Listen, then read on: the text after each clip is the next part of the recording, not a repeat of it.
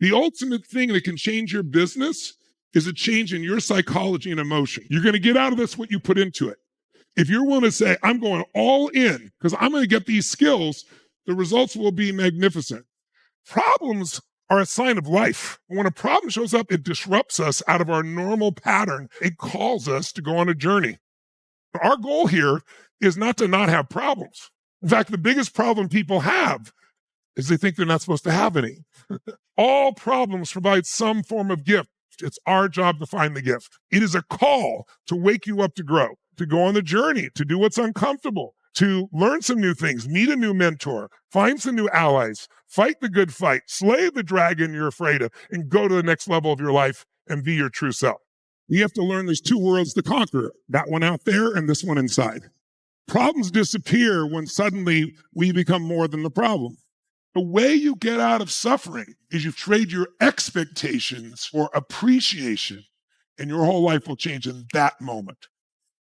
Most people today are busy making a living, and they have not taken the time to design their life. And this is about living life intentionally instead of in reaction. And that's what RPM is. It's a simple system of thinking above all else. If you don't use any paper, any computer system, anything, and all you do is take the system of thinking, I promise you it'll be a complete life change. If you get yourself to the place where there's something you want to serve more than yourself, then you're serving more of life. And life gives you answers, insights. If you're trying to serve your family and you're really there, you get different insights than just for yourself. Someone who knows the more often they play, the more likely they die. What kind of person keeps playing? Somebody who inside themselves says, I'm not going down. We come up with these stories and we tell themselves so often we start to believe it, but there's a deeper truth always. What if you're already enough? The truth is you wouldn't be here if you weren't worth it. Life is only here for those that are worth it. So if you and I want to have extraordinary life, we need extraordinary standards. It's that simple. The level where all the rewards are is just 2 millimeters more.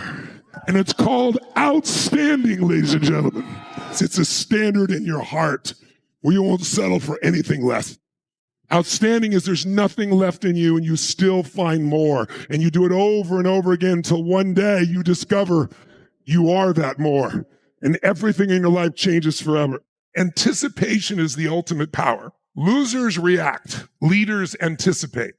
The only thing that controls your experience of life is the meaning you give things. Meaning equals emotion. Emotion equals life. May we discover kinder and truer ways for us to navigate our inner world. Because today is really it's about exploring. It's about accessing. It's about remembering and choosing to live a life beyond the many roles and identities and demands and responsibilities of our day-to-day life. It's an invitation. It's an invitation to live fully as women, no matter what is happening in the external world. All is well. All here navigating this inner labyrinth of mind, which is humbling. How many of you can be humbled by your thoughts and beliefs, specifically the stressful ones? Yes.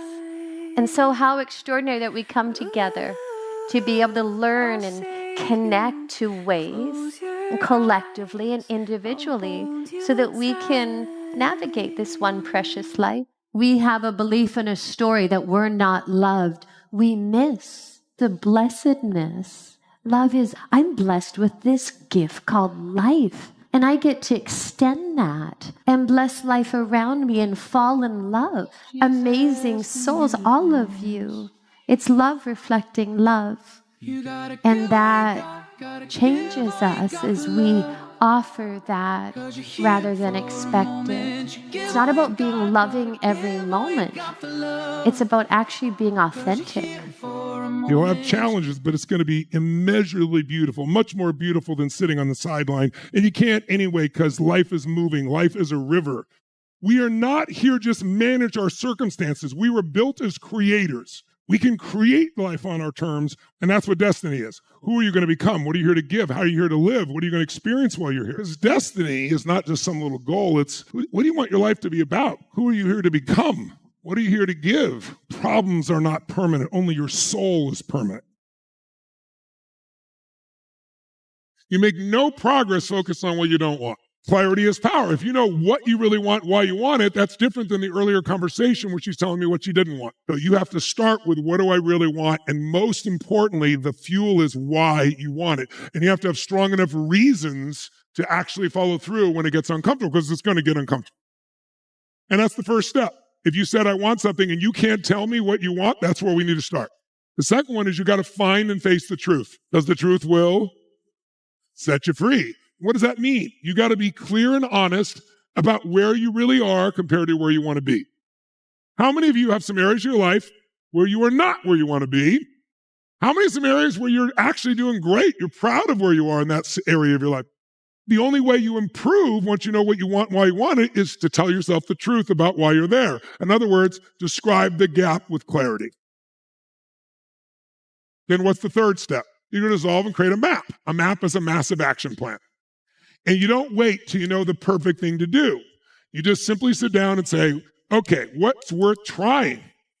What can I do right now? Not, I'm going to wait, spend 20 days to come up with a map. No. This is a massive action plan. What am I going to do now? What are all the ways I could get to the result I want? You brainstorm them all. And you're not going to do all those things. And I'll say that to many of you afterwards. Tell me 2 or 3 things you're going to do out of this. So I know you're going to take not just the understanding of what's stopping you, but you know what to do. And then the fourth one, these first 4 are the majority of it. You got to do what's hard. That's what everybody tries to avoid. You got to slay your dragons. So the dragon, hers is fear. It's not even her husband, it's fear.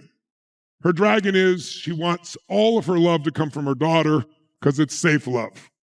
If she had other forms of love in her life, she wouldn't be in this fearful place, right?